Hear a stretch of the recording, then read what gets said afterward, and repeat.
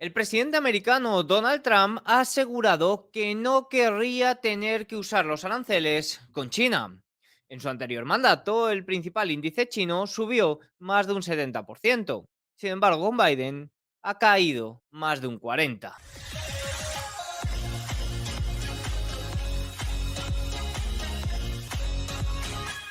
Muy buenas a todos y bienvenidos un día más al canal. Hoy es viernes 24 de enero de 2025 y en este momento son las 21:47 hora en España, 15:47 horario en Nueva York. El día de hoy estamos observando más debilidad en los índices de Wall Street. El S&P 500 sí que es cierto que perdía momentáneamente ese nivel récord por encima de los 6.100 puntos que marcó el día de ayer, y sí que es cierto que durante los últimos días hemos observado algunos detalles, como por ejemplo la amplitud, algunos detalles más cuantitativos que comentaré sobre la última semana, que nos indican ciertos riesgos. Sí que es cierto que, oye, ese discurso que tenía a principios de semana, incluso hasta hace 2 días de parece que hay que seguir siendo agresivo, lo mantengo, pero sí que es cierto que ya saben esta frase típica que suelo comentar por aquí de cúbrete cuando puedas, no cuando debas. Bueno, pues vamos a indicarlo un poquito también. Hoy es el día 4 del nuevo mandato de Donald Trump. Ya saben que estamos aquí haciendo un poco seguimiento de sus órdenes o amenazas arancelarias y el día 4 pues sí que es cierto que se han calmado un poco las aguas, especialmente con China. Con Canadá, la verdad es que las aguas siguen bastante turbulentas y parece que lo van a seguir estando, pero con China se han calmado bastante. Eso ha animado a su mercado bursátil y también al mercado bursátil europeo. La joya europea, sobre todo, era el lujo, al menos desde mi punto de vista. No soy muy fan de Europa, pero sí que considero que puede haber joyas en malos momentos. Y una de esas considero que era el lujo y que lo sigue siendo. Creo que sobre todo se puede ver muy beneficiado por una recuperación de China y que Trump no imponga aranceles es en cierta medida un punto positivo. Además de esto, vamos a hablar de la decisión de tipos del Banco de Japón, que no ha generado mucho movimiento, por tanto, ok, aunque estamos viendo caídas por el lado de Nvidia. Además de esto, hemos conocido los datos preliminares del PMI manufacturero, tanto de servicios correspondiente a enero. El primer dato, si bien no está todavía confirmado, de este nuevo año 2025. Así que vamos con el vídeo. Arrancamos hablando de los aranceles de Trump y en este caso de China. El presidente dijo que prefería no tener que imponer aranceles a China, su último comentario moderado hacia la segunda economía más grande del mundo, incluso mientras continúa amenazando con tomar medidas radicales. Esto nos lo decía Bloomberg. Básicamente, que nos ha dicho: tenemos un gran poder sobre China y son los aranceles, y ellos no los quieren, dijo el líder estadounidense en Fox News, y preferiría no tener que usarlo, pero es un poder tremendo sobre China. Tras estos comentarios, el dólar caía, fíjense que ha llegado a caer hasta la media de 50 sesiones, incluso en este momento al cierre parece que está amenazando con perderla. Ojito con esto, porque esto significa que el resto de divisas están rebotando y bastante frente al dólar. Veremos cómo evoluciona todo esto, pero se observa que tanto el dólar como los rendimientos estaban descontando ese arancel universal. Y en cierta medida, como estamos viendo que no se está imponiendo y que los primeros días no se han impuesto esos aranceles como quizás estaba descontando el mercado, pues el dólar y los rendimientos están teniendo ciertas correcciones. Luego haremos más comentarios sobre ello y su posible evolución futura. A su vez, China registró ligeras alzas y sin ninguna duda es para reflexionar que aquí tenemos el comportamiento, fíjense, del Hansen del anterior mandato de Trump, desde el 16 aproximadamente, segunda semana de enero, cuando la investidura, y 18 de enero de 2021, y podemos observar que cerró más arriba. Y eso que este es el Hansen, ¿eh? Este no es el principal índice chino. Y en cambio, en la era Biden, pues fíjense cómo ha cerrado considerablemente mucho más bajo, incluso ha llegado a caer niveles bastante extremos. Fíjense si nos vamos al CSI 300 porque es más evidente. Fíjense que se ha llegado a revalorizar más de un 70% frente a la caída que ha llegado a tener en la era Biden, que ha llegado a ser, pues fíjense, de más de un 45%. Sin ninguna duda, aquí entran en juego muchas preguntas, ¿no? Las tensiones son generadas por Trump, porque si bien toda la guerra comercial arrancó en 2018, aquí tienen el año 2019 18, ¿cómo fue? Oye, finalmente el año 2020, 2021, incluso inicios, fue bastante explosivo, ¿no? Que sí, ok, que fue muy explosivo todos los mercados financieros, pero sin duda para reflexionar con quién tenían mejores relaciones que con otros. Incluso Putin, también ya comentando un poco relaciones internacionales, ha dicho que, o ha hecho comentarios de que tiene la puerta abierta a negociar con Trump. Incluso ha mencionado el día de hoy, o ha llegado a mencionar algo similar de que si Trump hubiera ganado las elecciones de 2020, a lo mejor no estaría en la situación en la que están. Por tanto, oye, no sé, para reflexionar. En Europa, el lujo ha repuntado por las buenas noticias sobre China. Cualquier buena noticia que haya en China va a venir muy bien a los principales índices europeos. Prácticamente el 20-25% del total de los ingresos del Eurostock 600 se generan en China. Y si nos vamos a compañías con gran peso, como por ejemplo Louis Vuitton, compañías de lujo, sí que es cierto que tienen gran parte o están muy ligadas a lo que ocurra en China. Por tanto, si vemos recuperaciones por ahí, yo considero al lujo europeo como la gran joya de Europa. En Europa, perdón, no tenemos innovación, no tenemos desarrollo, no tenemos compañías tecnológicas punteras, aunque tenemos muchas que lo han estado haciendo bien durante estos años, pero sí que es cierto que tenemos lujo. Y eso es lo único, o yo lo que estoy viendo como más potente dentro de Europa. Recuerden que estamos a inicios de año, llevamos solo 24 meses, pero 24 días de este nuevo año y es normal, con cierto rebote europeo, que se vuelva a hablar de que este es el año Europa. Esto lo llevo escuchando yo muchísimos, muchísimos años, que no digo que no lo sea, pero tendría que venir una catástrofe total por el lado de los siete magníficos, que si podemos observar, están más o menos en terreno de consolidación durante las últimas semanas y meses y la semana que viene muy probablemente puedan salir de esta, ya sea al alza o a la baja, no lo sé, pero tenemos resultados empresariales muy, muy importantes. Dicho esto, vamos a Japón, a su decisión de tipos de interés. Antes de conocerla, hemos conocido los datos de inflación. Y amigos míos han salido muy superiores a lo esperado, lo cual era de esperar esta subida de tipos, incluso algún comentario quizás más agresivo del que se ha llevado a cabo. La tasa de inflación anual en Japón aumentó al 3,6% desde el 2,9% del mes anterior. Ojo, se trata del mayor nivel desde enero de 2023. Mensualmente aumentó un 0,6%. Se trata del mayor aumento en 14 meses. La tasa de inflación subyacente subió a un máximo de 16 meses, del 3% frente al 2,7% de noviembre, en línea con las expectativas de mercado. Viendo esto, el Banco de Japón no le quedaba otra solución, si bien ya lo había filtrado, de elevar su tasa de interés a corto plazo en 25 puntos básicos, situándola en 0,5%. Se trata del nivel más alto en 17 años, en línea con las expectativas de mercado. Marcó la tercera subida de tasas desde que el Banco Central puso fin a los tipos de interés negativos en marzo de 2024. El Banco de Japón también indicó planes para nuevas subidas de tasas y una reducción del apoyo monetario si los datos económicos y de precios se alinean con sus previsiones. La decisión del viernes fue aprobada por 8-1.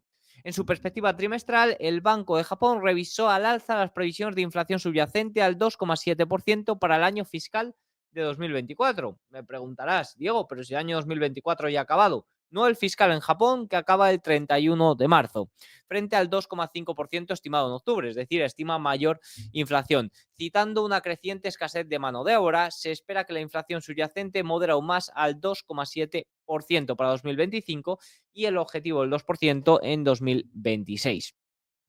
Algunos comentarios también relevantes. Funcionarios del Banco de Japón señalan que la economía japonesa se está recuperando moderadamente, aunque persisten debilidades. Destacan las negociaciones salariales de primavera, que impulsarán aumentos significativos en los salarios, lo que junto a las tasas reales negativas respaldará a la economía bajo una política monetaria laxa.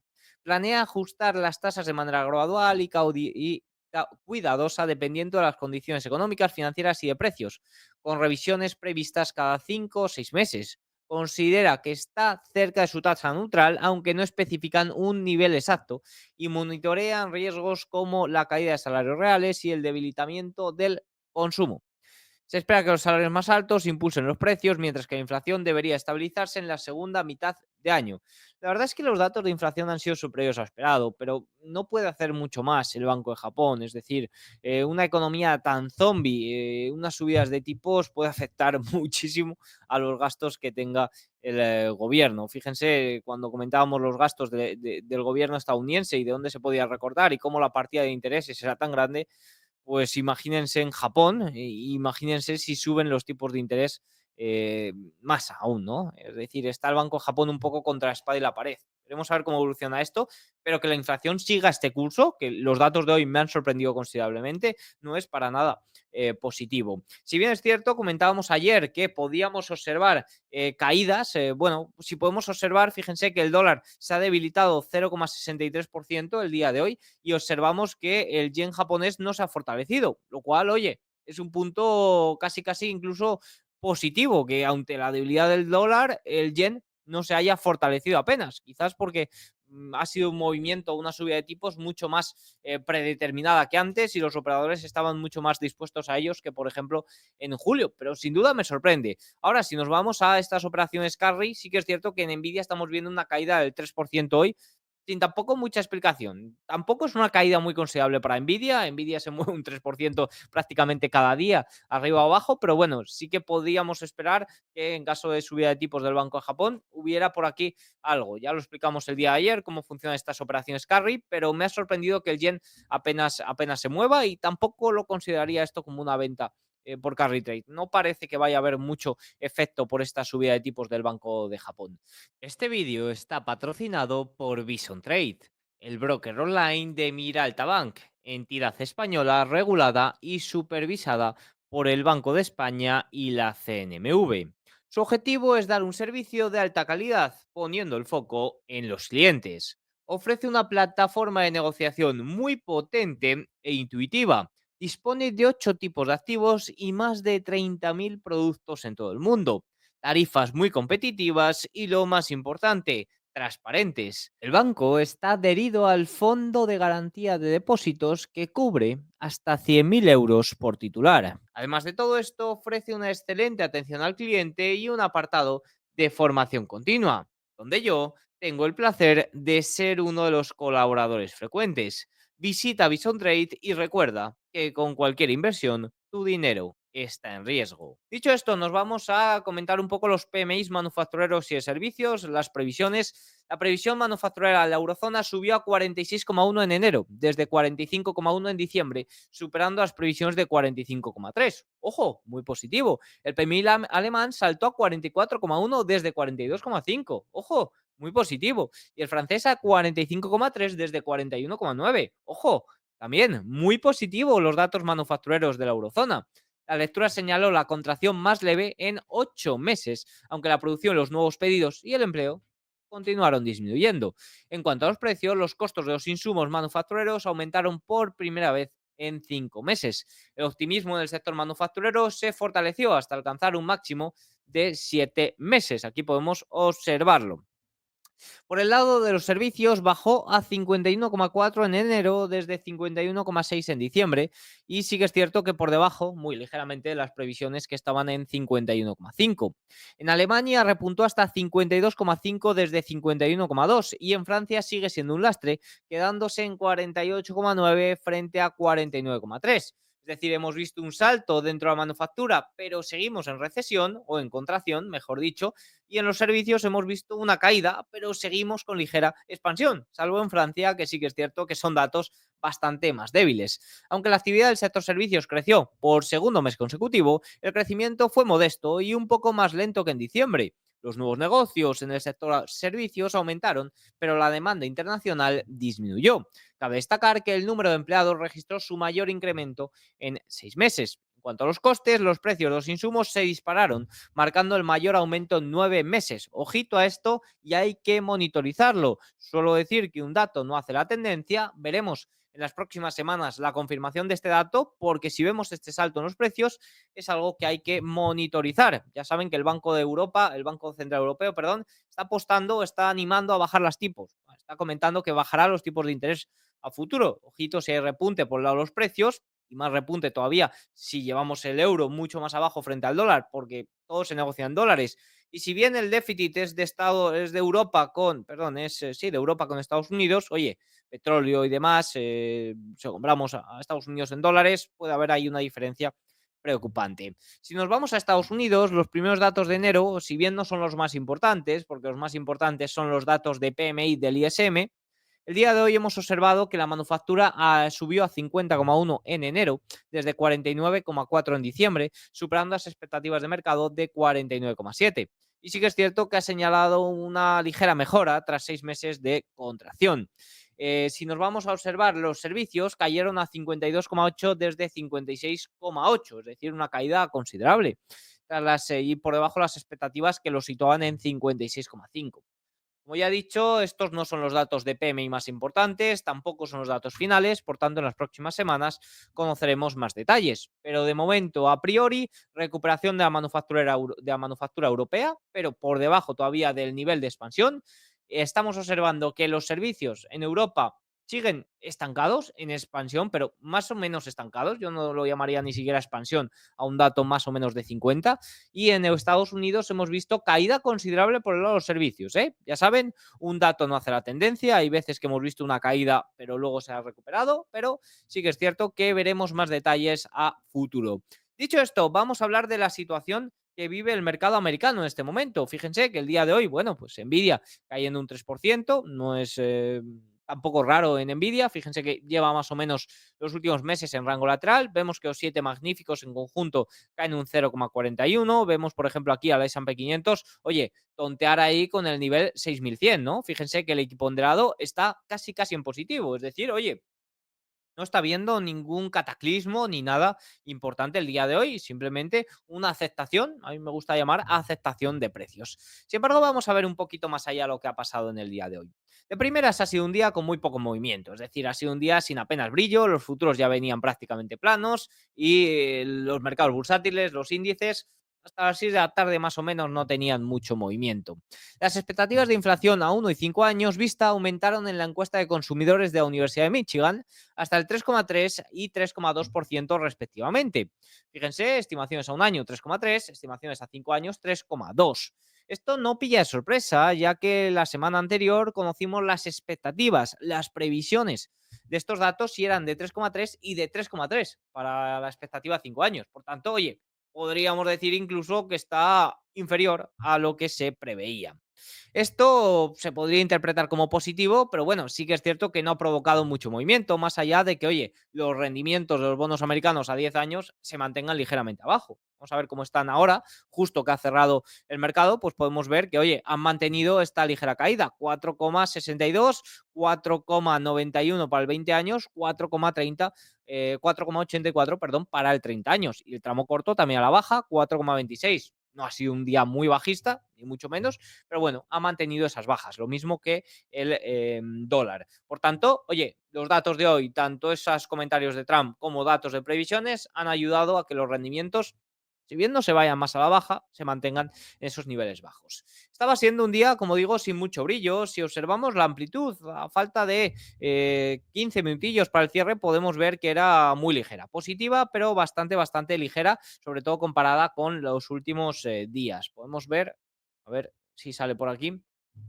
que, oye, hasta este lunes la amplitud había sido muy buena. Fíjense que teníamos unos valores bastante, bastante buenos, pero desde entonces, desde el lunes, oye, no lo ha sido tanto.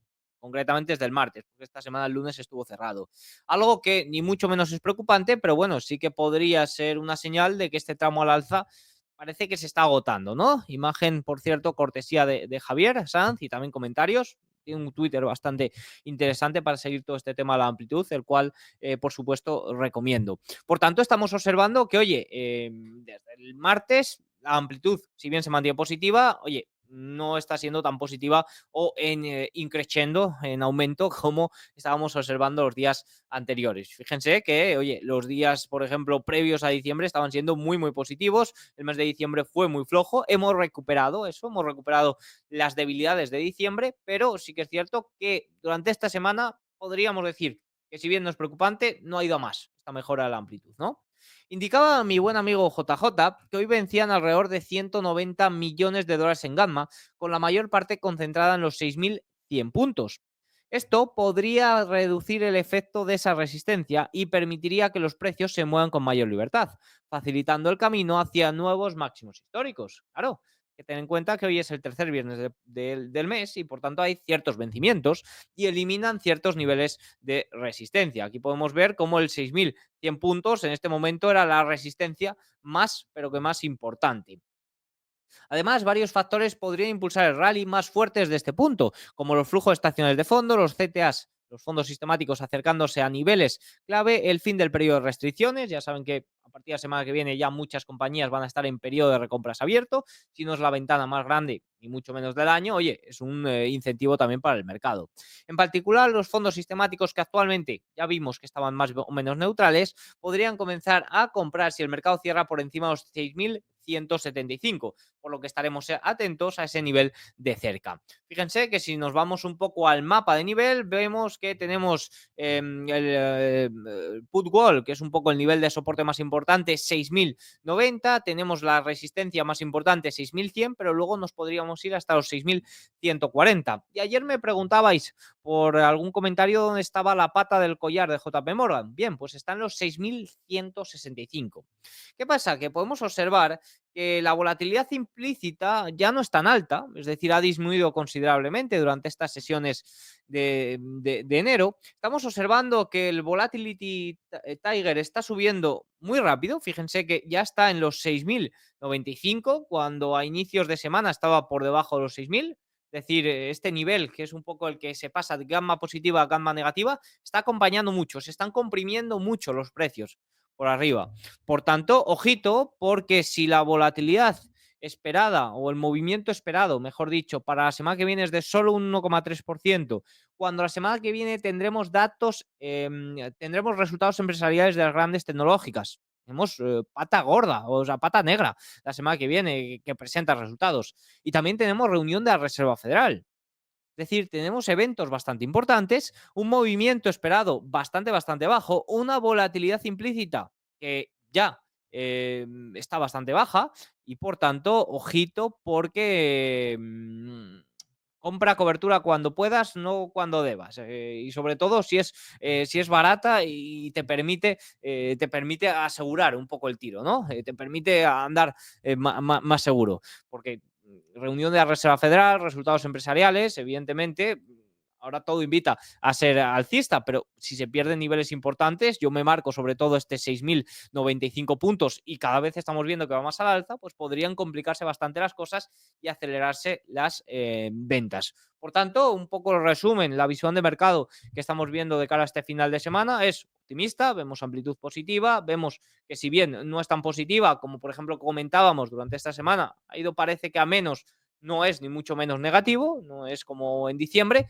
pero sí que es cierto que podría indicar cierta pausa. Y si tenemos comentarios o inestabilidad por todo lo que ocurra con Trump, con los aranceles, vemos que los rendimientos han aflojado un poquito, vemos que mañana, que la semana que viene, Powell, oye, ante las presiones de Donald Trump, Powell la semana que viene yo intuyo que se puede hacer incluso fuerte y decir, no voy a bajar los tipos de interés porque me lo diga Donald Trump, porque ahora mismo no habría que bajar los tipos de interés, es decir, lleve a cabo algún comentario un poco más duro. Ojito porque todo esto puede generar más volatilidad y más movimiento implícito del que está esperando el mercado. Por tanto, estaremos muy pendientes de ello. Tendrán más actualizaciones mías durante este fin de semana y todo este cierre de sesión, tanto estadounidense como de Europa, ya lo veremos más en detalle de cara al domingo. Muchas gracias por ver este vídeo, espero que os haya gustado, que te haya gustado. Si es así, haznos saber con un like, un comentario. Recuerda apoyar al patrocinador del vídeo que permite que haga estos vídeos cada día y también recuerda que abajo en la descripción te dejo un enlace a una newsletter, un boletín donde mando cada día el informe que he publicado o que he compartido aquí con vosotros. Así que nada, chao.